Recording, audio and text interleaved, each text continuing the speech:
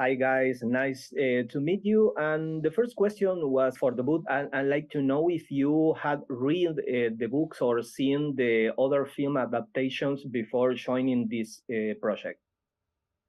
I think we'd both seen other versions of it and a couple of the different movies and things like that.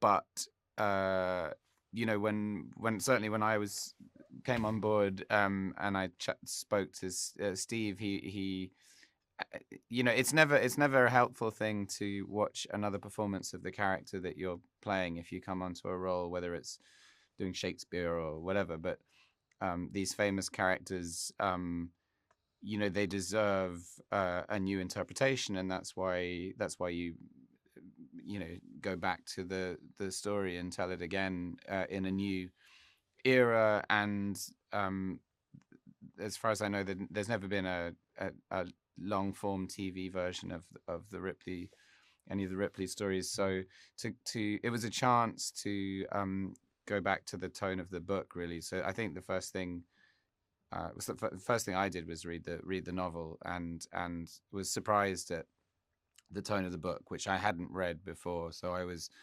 excited. There was something that I didn't know existed in the original book. Yeah.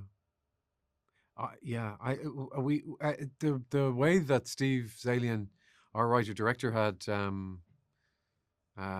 written the scripts was extraordinarily beautiful. His stage directions, in fact, it was unusual. It was an unusual read in the sense that wasn't just sort of technical speak and then some dialogue.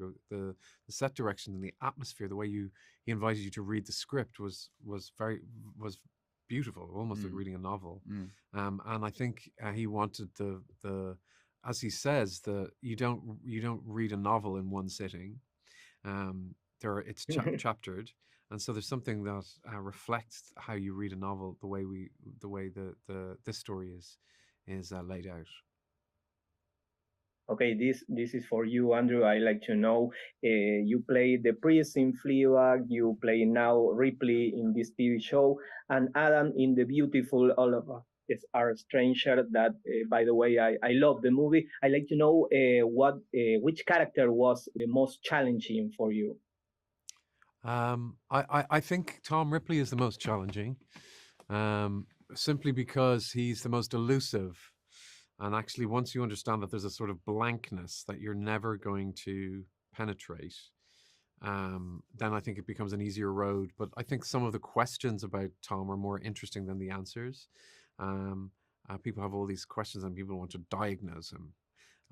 And like we do with the most fascinating characters that we know in real life, you think, what is going on with that person? And that makes them sort of, it allows us to sort of become obsessed with them when you've got so many questions that you can't answer.